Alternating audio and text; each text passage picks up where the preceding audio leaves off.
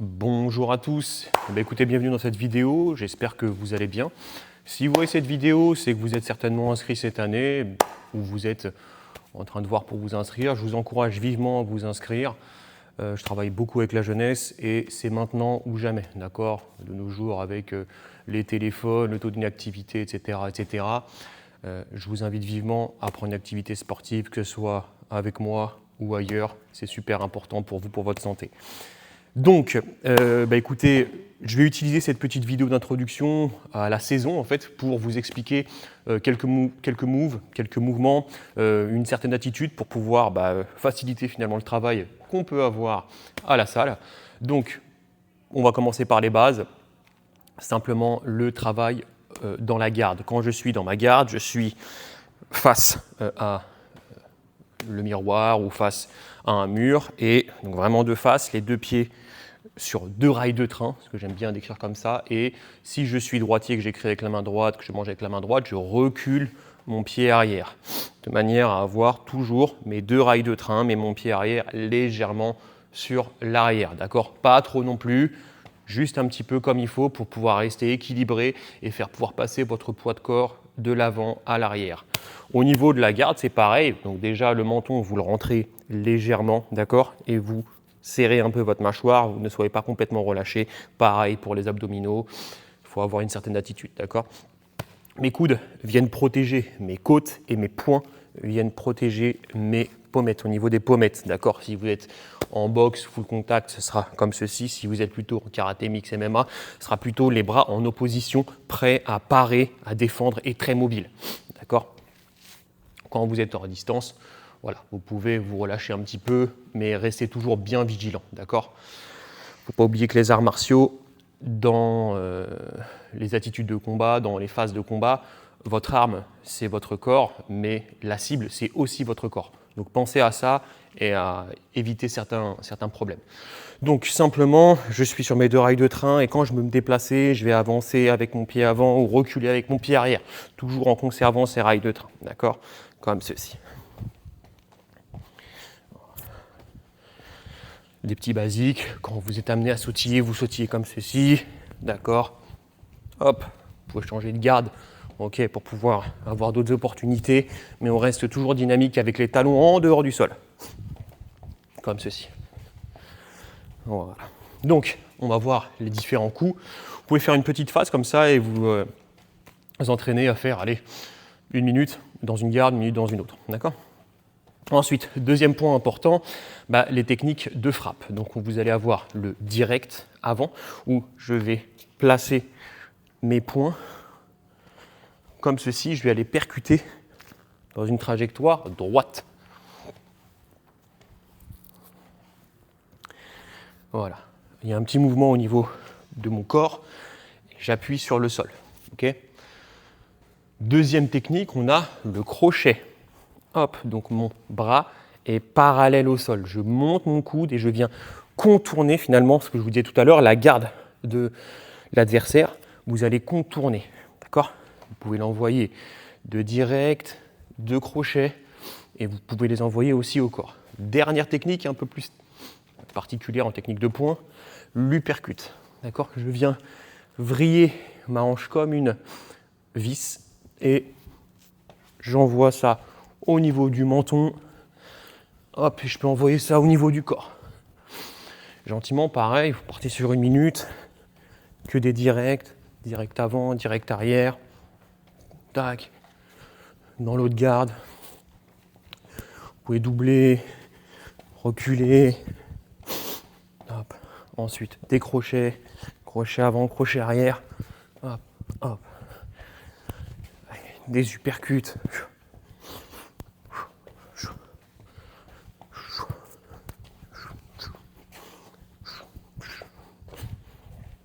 Ok. Les déplacements, comme je vous l'ai dit tout à l'heure, devant, c'est mon pied avant qui avance en premier, qui bouge en premier, mon pied arrière suit.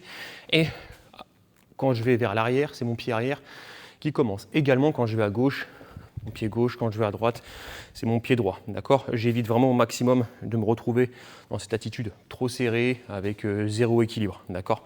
Je ne suis jamais sur une ligne. Voilà. Donc, Parfois, vous pouvez être amené à faire ce que j'appelle l'accordéon, d'accord? Donc déployer un segment, une jambe, et pour revenir derrière. Ou bien comme ceci, d'accord? Sans faire votre mouvement complet. Ça, c'est une possibilité aussi. Voilà. Ensuite, on a vu comment donner des coups. Maintenant, on va apprendre comment les esquiver. Donc pareil, hein, c'est très théorique, mais on va apprendre ça tout au long de l'année. Donc vous avez plusieurs esquives. Vous avez l'esquive partielle, où c'est finalement juste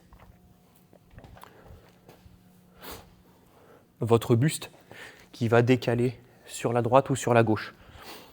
Hop, donc si mon adversaire envoie un direct gauche, direct avant, je vais sortir sur ma droite pour pouvoir être sur l'extérieur. Ensuite, deuxième déplacement, s'il m'envoie un direct arrière, je vais arrondir, enrouler et sortir sur ma gauche pour pouvoir être à chaque fois à l'extérieur. Les déplacements, vous pouvez utiliser une croix juste ici, utiliser un cerceau, d'accord, hop, hop, hop, je suis là, hop, hop, je viens visser mon corps, hop, hop. Donc ça va être lissé hein, au fur et à mesure de l'année. On va le voir, le revoir, vous allez l'apprendre, vous allez le faire, vous allez vous planter. C'est tout à fait normal, il faut juste être constant et bien travailler ces éléments-là. Dans les deux gardes toujours, hop, hop, j'esquive, je désaxe, comme ceci. Je regarde, ça fait combien de temps? Ok, on n'est pas trop mal. Ensuite, deuxième esquive, une esquive que je trouve intéressante. L'esquive rotative. Attention, je vois trop de personnes qui se vraiment baissent complètement au niveau des lombaires. Et ça, c'est vraiment, vraiment la pire des choses à faire. Je reste bien droit, je reste en protection et je passe mon poids sur ma jambe. Avant, j'effectue une rotation et je reviens dans l'autre sens. Simplement, d'accord? Je fais un peu comme si je faisais, hop, une sorte de U, mais je reste bien droit, d'accord? Sans être trop ouvert à ce niveau-là, au niveau des flancs. Il faut quand même avoir ce que j'appelle la carapace, d'accord? Être quand même un minima bien gainé, bien solide à l'intérieur. Mais par contre, il faut absolument avoir cette mobilité et éviter de baisser simplement les lombaires pour venir risquer de prendre un genou, une jambe ou des choses comme ça. Pareil, hein, également, vous pouvez mettre un petit chrono. Hop, simplement petit décalage, décalage, décalage, esquive rotative. Tranquille. Je ne vais pas en faire trop d'un coup, mais quand vous envoyez vos décalages, finalement, c'est un peu le même mouvement que quand on envoie, c'est direct avant, sauf qu'il n'y a pas de coups qui partent. D'accord? Hop, hop. Esquive rotative. Voilà, comme ceci. Hop. Voilà. Et essayez de sentir un peu, d'avoir ces sensations d'élan dans une partie, dans l'autre de votre corps. Ok. Maintenant qu'on a vu tous ces éléments-là, on va voir le catch, d'accord? Ce que j'appelle le catch. Quand vous avez des techniques de direct qui arrivent, vous pouvez catcher, d'accord? Quand vous avez des techniques de jambes, on va les voir juste après, vous pouvez aussi vriller et venir protéger votre corps avec cette partie forte, d'accord? Et parfois éviter de se mettre en danger et de descendre. Technique de jambes, on va avoir le front kick avant-arrière. Front kick, je viens percuter, d'accord? Soit le sternum, soit le plexus, soit le visage de mon adversaire.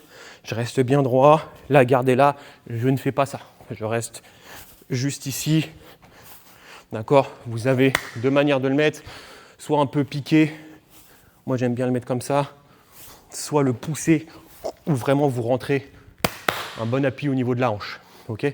Front kick. Ensuite, vous pouvez le faire aussi, d'accord? L'idée vraiment de ce coup de pied, c'est de monter votre segment ici au-delà de votre ligne de hanche. Voilà. Je peux commencer à l'envoyer à partir du moment où j'ai déployé ça. Voilà.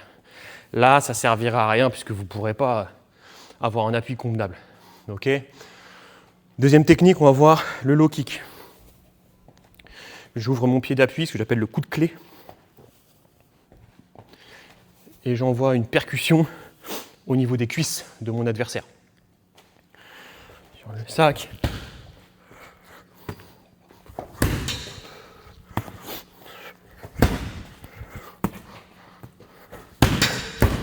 Voilà, tranquillement, et essayez de le faire gentiment, coup de clé.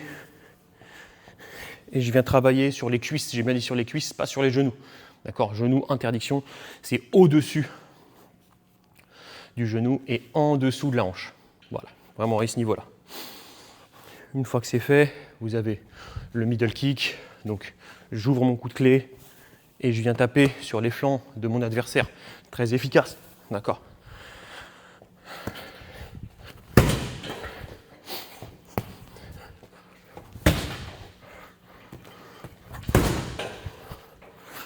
Voilà. Ça, c'est OK. Technique de jambe, déjà, on n'est pas trop mal.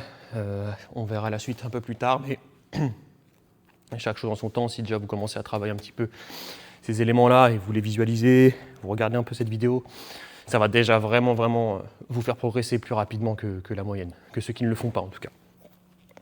Ensuite, pour finir l'exercice, je vous invite à travailler avec vos poings et de venir gentiment juste distribuer tranquille les déplacements, les catchs, les front kicks. D'accord. Si ça fait trop, faites juste direct crochet, ensuite direct front kick, ensuite low kick crochet. C'est des idées comme ça que vous pouvez amener à distribuer et en gardant vos points intentionnels à la base. Donc au début statique et ensuite en déplacement. Dernier point que je voulais voir avec vous, c'est les gammes. Donc je vous dirais gamme 1, 2, 3, 4 et 5. D'accord. Donc pour ce faire, on va voir tout de suite la gamme numéro 1. Ok, je suis en attitude comme ceci. J'ai envoyé direct avant, direct arrière et mis de l'avant.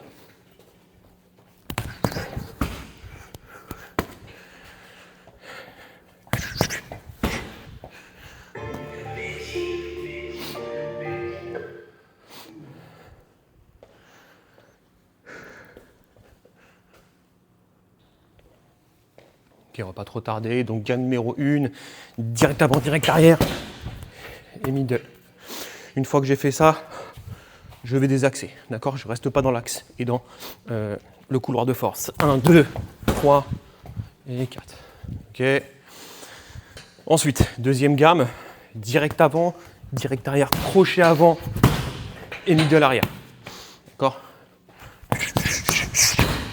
Et là, je désaxe aussi. Une fois que je ramène ma jambe, je la ramène plus loin que là où elle était. D'accord. J'utilise le retour de mon segment pour sortir.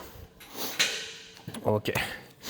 Une fois que c'est bon, gamme 1, gamme 2, on va voir la gamme numéro 3. Donc, gamme numéro 3, je suis ici, j'envoie direct avant, direct arrière, front kick avant. Pareil, je désaxe.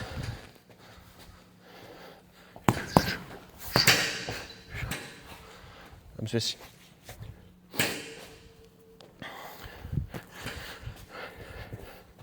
Gamme 1,